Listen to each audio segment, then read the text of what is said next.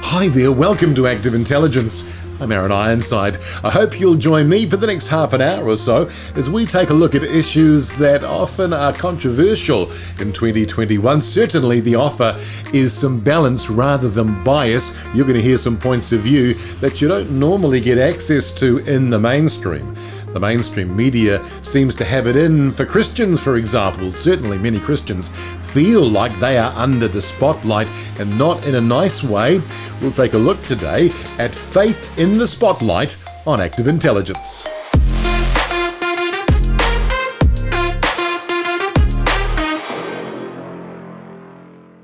On today's program, I caught up with Clint Randall. He's part of the breakfast team on the nationwide radio program on the very popular radio channel, The Edge. And so he knows what it's like to have faith and be in the public arena and to experience that special kind of attention that being known as a Christian brings. For me, my time in a high-profile radio job happened before faith was a part of my life, so I never had to cope with the unique pressures that Clint finds himself facing in 2021. Christians get all kinds of experiences in the public arena. Sometimes being a Christian seems to be something that's almost celebrated. Certainly you get a free pass if you're someone like Brooke Fraser, for example. The very talented musician feels very comfortable and very free to express her Christian story in the mainstream. I didn't grow up in a household of faith, but from when I was a really little girl, I would find myself daydreaming about God, thinking about Him, hoping that I remember I have vivid memories of being in the playground at recess and looking at the sky and the clouds and the trees and thinking about God and hoping He was having a nice day. So I've always kind of been a little kind of introspective and philosophical and wanting to know the whys behind everything. Why I was on earth, why we were on earth, what was the significance of being alive and being human. Those questions and their dissatisfaction and the symptoms of that dissatisfaction kind of, I guess, led to a tipping point where I ended up coming to faith in Christ alone in my bedroom, not realizing that that was what becoming a Christian was, because no one had ever explained to me. I didn't understand. But then kind of after a few months of voraciously reading this Bible I had fallen in love with and praying to this person of Jesus Christ, I thought, well, I think I need to start going to church. So my mum would drive me to the local Salvation Army, drop me off at the start of service, be waiting to pick me up at the end, and that was the beginning of my journey. So that's Brooke Fraser explaining how it is that faith entered her life, and she seems to get pretty much a free pass. I can't find any real examples of her being heavily criticised, perhaps, or rather chuffed that she's won a Grammy Award, even if it was for a Christian worship song. Of course, there are others in the public face who don't want to really declare their hand when it comes to faith, who'd prefer for faith to remain private, even though their life is in the public. Very popular psychologist and commentator Jordan Peterson, for example, from Canada, he seems rather edgy and itchy if you try to press him on where exactly he is on his faith journey. I would say, and I have said this before, that I act as if God exists and that I'm terrified that He might. But I don't consider myself an authority on metaphysical issues, and I don't believe that my belief in God it's not something that seems to me to be fit for, there's something wrong that I can't put my finger on triumphantly declaiming my belief in one manner or another. And so it's something that I prefer to leave in the manner that I've left it. So I act as if God exists. I try to do my best as a person who's obsessed with religious matters. But I'm not willing to place myself conveniently in a box. So Jordan Peterson, he's kind of uncomfortable about being known as a Christian and would prefer to describe himself as deeply religious, meaning he often thinks about religious things, but he's not willing to put his flag in the sand on the issue. And I don't really blame him because of the kind of pressure that comes for those who are willing to take a public stand. Well, we know about Israel Folau as a Christian footballer in this part of the world, but let's go to the US and talk about NFL quarterback Tim Tebow. He was the one who famously put John 3:16 in the special makeup underneath his eyes to remove the glare during the game. Well, the glare was on him for being so well known as a Christian. And as a result, of course, it means he's open to criticism. So when he accepts an invitation to go and speak at a church, the gay community, well, they want him to decline. Gay rights advocates are asking him to call it off. It's almost like endorsing what that church teaches, which is, in my mind, hate. First Baptist pastor Robert Jeffers is known for his sermons speaking out against homosexuality. This is not about bashing homosexuals. There's now a petition circulating, and the gay press is asking Tebow to cancel. If he comes here and speaks, he will be tacitly endorsing hate. So there's that special kind of pressure that comes if you're a public Christian. It's assumed that you think and believe certain things, and certainly if you go and speak at a church that does, well, that's going to incur a certain kind of wrath. And it's fascinating in the US to see who will come out in defense of a Tim Tebow, particularly when it's someone who's not a Christian and not known for living any kind of greatly moral life. Gene Simmons from the rock band Kiss. All those pundits and the people in the peanut gallery who pick on him because he's an avowed Christian and proud of it is the heinous thing of all sports reporting and journalism, because here's a guy that believes in his God, and people pick on him. If he was a Jew or a Muslim and you did that, people would never dare. But for some reason, if he's a Christian, you're allowed to pick on him. I think is the height of lunacy, and those journalists should be held accountable. They're never going to pick on a guy who tortures dogs or is perhaps going to jail for murder. But if he believes in Christ his Lord, then he's open season. It's like, what country are we living in? Gene Simmons, of course, treating this mostly as a freedom of speech issue, but also noting that the mainstream media are particularly critical of those who would dare to put their faith front and center as part of their public personality. But because the US is such a highly churched culture, this next clip made me chuckle as some sporting commentators almost tripped all over themselves, trying on the one hand to affirm Tim's faith, their own faith, but also want to reserve the right to critique him as a footballer, because one of the commentators had said that he really did believe that Tim Tebow had divine guidance because he didn't have the skill to explain why things were going so well on the football field. I mean, check out this clip. Only thing I worry about with that is that I don't want people to think that just because you're against him, you're against this faith. And it has become a divisive issue too. That's not true. Like if you don't like Tebow, then you're not a Christian. Right. That's ridiculous. I share Tim Tebow's faith. You don't hear me bring that up, as you pointed out. But I do think his faith gives him a little competitive edge. Okay. And I do think his faith, in his deep and genuine belief in his faith, does inspire others on his football team on the football field during the fourth quarter of those games. But I must tell you, my friend Stephen A. Smith, I resent your notion, your sort of Old Testament notion. You brought up the Ten Commandments yesterday. Sure. Yul Brynner. That God parted the Red Sea and said, "Let there be Tebow," because I don't believe that's happening. Tim Tebow has said repeatedly, God doesn't pick winners and losers in football games. Now, maybe he does, maybe he works in mysterious ways, because I've thought a lot about it here lately, like, well, could he? Maybe he does, and I have no idea. Who am I to judge that or to know that? But I don't believe he does. And I believe you're using that as yet another excuse, another way to justify your position, to discredit Tim Tebow, because I don't think he gets enough credit, especially from you, as an athlete. Okay. I think he has high athletic ability. I think he has more skill than you give him credit for. It's not just will. There's some skill involved. I need to directly respond to what you just said, because as far as I'm concerned, that's as serious as it gets. Let me be very, very clear.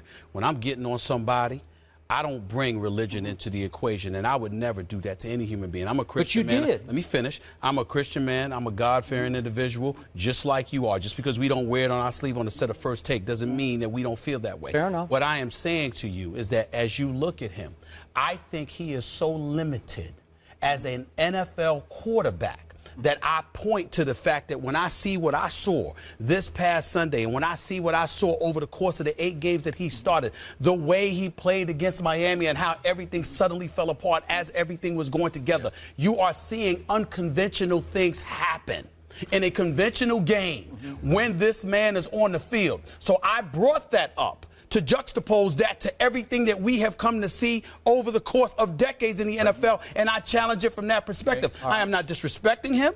I am not playing with anybody's religious beliefs. I take that very, very seriously, and I would never disrespect him like that. But I repeat what I said, and I'm going to end it right here. There is nothing that I have seen from him outside of this past Sunday in the fourth quarter that has lent me to believe that this boy is remotely a starting quarterback in the NFL. I said it before, I'm saying it now, and I'll continue to say it until I see something different. Well, one thing from a player's standpoint, as far as being a Christian in the locker room and the leadership, I've been through all that. I understand all that. I don't think it's important to say where I stand on that.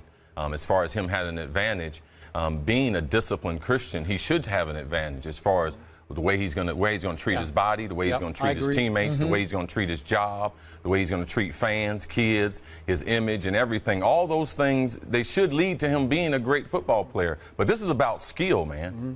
Yeah, it's a real minefield in America. You can see how the producers of that program were walking such a fine line. Let's not offend the Christians, but then let's remember that the culture is kind of turning against the Christian community. It's difficult to be a Christian in the public eye. You have the scrutiny of the world. What kind of Christian are you? What do you really believe about controversial things? What kind of person are you? And of course, in the sense we know, perhaps kind of almost gleefully waiting for you to trip up, make a mistake and be exposed as some kind of bigot or hypocrite. And on the other, of course, there's the pressure that comes from the scrutiny being applied by the church. You know, are you going to be a good ambassador for the faith? Will you be able to speak up on issues that are important? Will you be our voice in a world where we feel that we have no voice anymore? Well, Clint Randall is part of the Breakfast Show on the Edge radio program, and he knows firsthand what it's like to be someone whose faith is known to be part of their private and public life. And I asked him whether faith had always been part of his story. No, I mean, I don't think I ever grew up in a Christian household, but my mum and dad would be open to doing grace and say maybe praying and stuff. And I think if you asked my mum back then when I was younger, and especially now, if you believe that there's a God and that and believe in creation, she would say yes.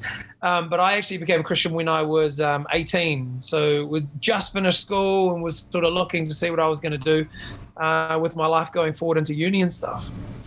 Well, when people come to faith at that age, often part and parcel of the experience is a lot of rhetoric around really making a difference with your life, an impact into the world. So when you thought about your aspirations as a performer, as a singer, and then latterly as a broadcaster, were they connected to your faith? Were you thinking, this is my chance to make a mark as a Christian?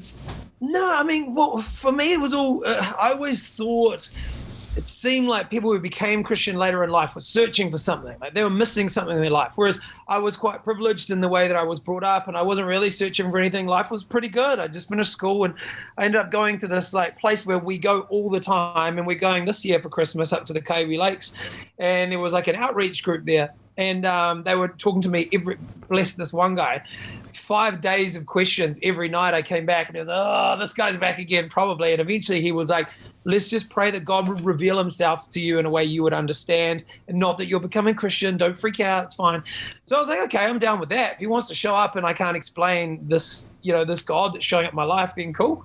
And I went out on the wakeboard, and a very long story short was just that I came off pretty bad and had my neck in a makeshift brace, and wasn't able to move it without it, feeling pretty bad. And I was like, that's me done for the holidays on the water. And then I was just watching somebody else ski while I was just sitting in the boat, keeping the neck straight. And then I just thought, we'll try this praying thing. So I did this praying thing and asking if God's real, he should be able to heal me according to what I've been told. And then I started moving it around in this like makeshift brace thing, and I was like, no. And I pulled it off and I started thrashing it around, and I was a little bit freaked out, to be honest. And I raced back to the tent and I find this guy, his name was Russell, and I'm like, yo. And he wasn't even that worried. He wasn't even as shocked as I was, because obviously he had had a faith for a long time. I was like, yeah, I told you. I was like, all right, man, let's do this. So I think I got really excited about having a faith in the beginning and wanting to share it with everybody, but I didn't necessarily think that that would take me to a place that effectively started my broadcasting career working for a Christian radio station. Well, of course, your journey into celebrity started a little bit before that as a New Zealand Idol contestant.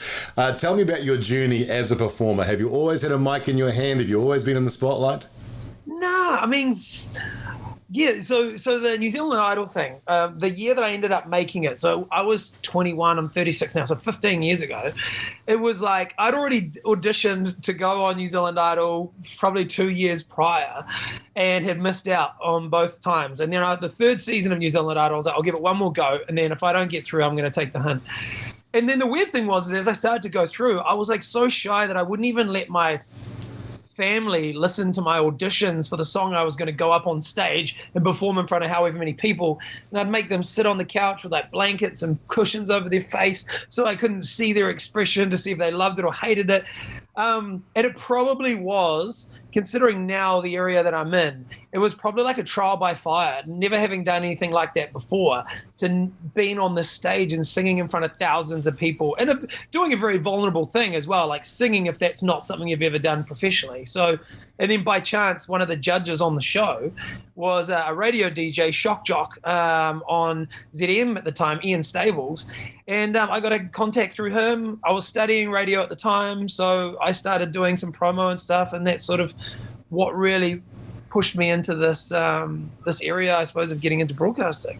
Well, as you mentioned earlier, part of that broadcasting career was in Christian radio, so no kind of escaping the fact that your faith and your profile are now sort of joined at the hip. When you remember those first experiences of being on Life FM and suddenly you are being known as a Christian, what was that like? It's tricky because I feel like I had to try and be this like poster boy Christian for people who might have been tuning in who are relatively new to Life FM and are kind of sampling what Christians might be like.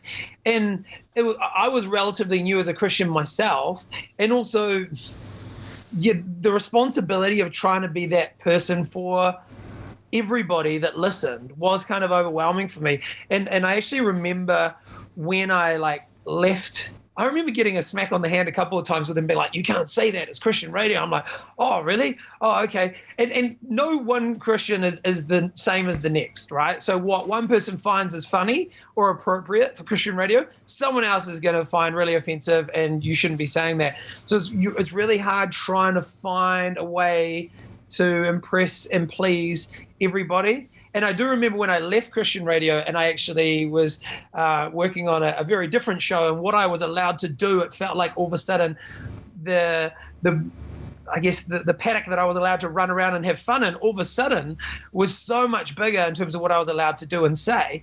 I remember somebody commenting on a video or something I was in saying, oh, can you believe this is the same Christian guy who was on Life FM only a few months ago?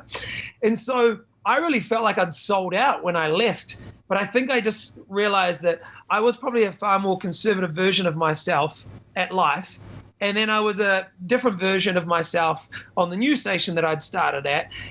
And I feel like each station allows you to show different parts of your character. But I think, on Christian radio, for me, I was always trying to find my place where I related to people, but I was also trying to very much be a people pleaser, which I think is just naturally in my DNA, wanting people to like me.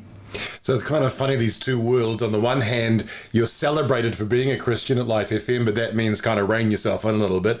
In the other environment, your faith isn't necessarily something celebrated, but you get to feel like you're more free to be you. When you think about this kind of pressure to be more or less Christian, I mean, how did you navigate this kind of two different worlds? One wanted you to be more Christian and the other perhaps less. Yeah, you're right. Because then when you go into like a mainstream network radio station, they don't want you wiping on about how you became a Christian or what you believe in or whatever. I mean, I think on radio they say there are two things you don't talk about, and that's politics and religion. Because they fire people up and they divide people so much, and they can decide that they used to love you, but then all of a sudden now they don't because they disagree with your faith. So. It was an interesting one where I felt like when I was given an opportunity, I felt this responsibility to try and like get one in for Jesus as quickly as I could and as simply as I could, but just leave people with something to go, and leave them thinking.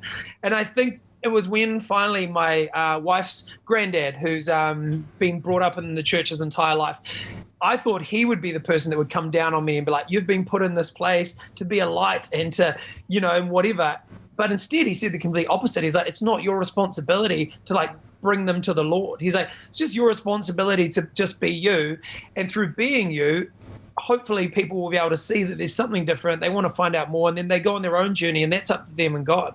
So it was like, okay, so I don't need to try and like save everybody, And I think that for me was also hard to wrestle with, in the fact that we were doing a lot of things on the station I'm now at on the Edge that was edgy, that's the name of the show. And so I think in the first few months of being on that show, there was a restaurant that was doing a nude dining experience overseas. And so if you wanted to go to the restaurant, you got naked and you sat down with all the other patrons and whatever. And so I don't know who had the idea, but it's like, oh my gosh, we should do a pop-up one, the first one in New Zealand in Hamilton.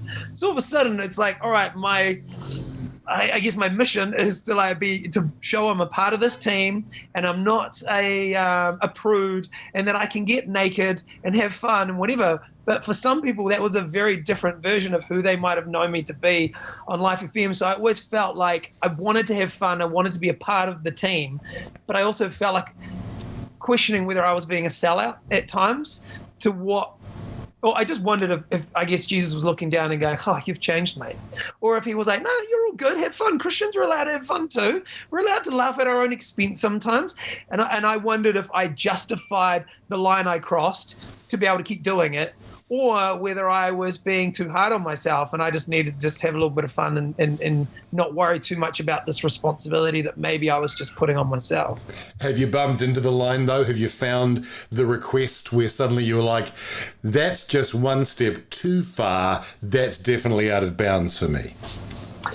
Yeah, I mean, I think the longer you're in an environment, the more normal it feels to you. So I feel like I probably questioned myself a lot more in the early days, especially when you've been at like a Christian radio station for 5 years and you've been in this news station for like 5 minutes. You probably go, I don't know about this. And then over time you stop questioning yourself. But there have been those things that have come up and you're like, okay, how can I still be a part of this environment and still have fun with it without necessarily endorsing 100% the idea that I'm fully on board with this? Because sometimes you don't have to be on board with an idea for it to still be entertaining. Sometimes the most entertaining bits are when someone's all for it and someone's completely against it, and that's what creates the discussion. But I was always worried that if I was against it, that people were going to be like, typical Christian, they're never allowed to have any fun. And I also didn't want Christians to be known for being party poopers. And I think that was something that was always in the back of my mind all the time, like, don't be the fun police, So yeah, I think I've definitely come to those like places before and then gone, how am I going to navigate my way around this? Or what is my role going to be within this promo or within this radio idea that everyone is on board with and I need to be on board with as well, but in my own way, During your time at the Edge, we've navigated things like the Israel Folau episode, where suddenly the things that Christians might believe put out there in the public arena was met with really a lot of venom, animosity. Perhaps we might say it's never been a more difficult time to be a Christian in this country than right now. Christians are not celebrated. What was that like, watching another Christian get absolutely roasted in the media? Man, it was like, it's tricky for me because I love the fact that somebody will stand up for whatever it is that they might believe in, whatever that happens to be, right? And despite the fact that it may cost them money or a job or whatever, if people are that passionate enough about what they believe, that they will die on that hill effectively, right? And I wonder if I'm really passionate or strong enough in my own faith to kind of do the same thing if I come to those crossroads. But for me, also the tricky thing was, and there are a lot of Christians that'll probably maybe not, like I say, not like me, which is, a big thing because I like to be liked and sort of part of the profession as well, in a way, is that for me, the thing that really drew me to Christianity are when the disciples go to Jesus and they say, look, there's so many rules, like what are the big ones? And Jesus says, love people like yourself and love me with all your heart, soul, mind, and strength, and love people like yourself. Felt like for me, that was for me really like, cool, if I'm loving people and that, everything else falls into place.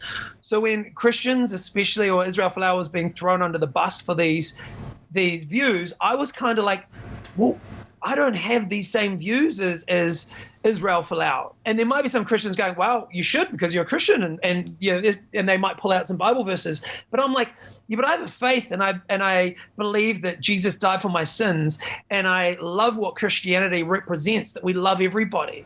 And so I felt like jumping on any sort of bandwagon like that not only alienates people, but also makes them feel awful and wasn't something that I really wanted to be a part of or that I even signed up for.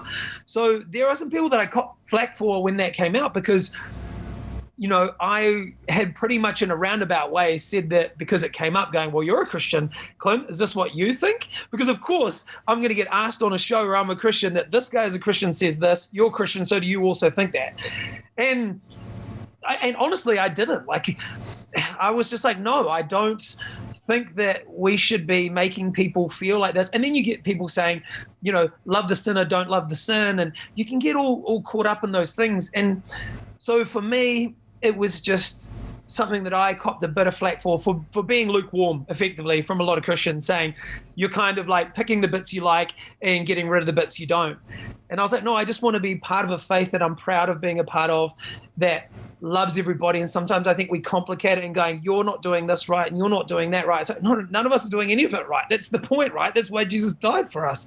So it is tricky when you have to like stand up for something and that something isn't something that the majority agree with. And especially if you're a Christian and you also don't agree with that thing that Christian's saying. So yeah, that was a bit of a rough one where I copped a bit of flack from Christians being like, you're not waving the Christian flag properly. But then again, like I said, I wave it differently to somebody else and they're going to wave it differently to you and you wave it differently to the next person. I got a feel for Clint because in this case it wasn't being criticised by the mainstream media that was the problem, but by his own faith community that said that he wasn't somehow enough of a Christian, that he should have been speaking up on controversial topics, that he should have been much more like them, really, more fundamental, more evangelical in his perspective.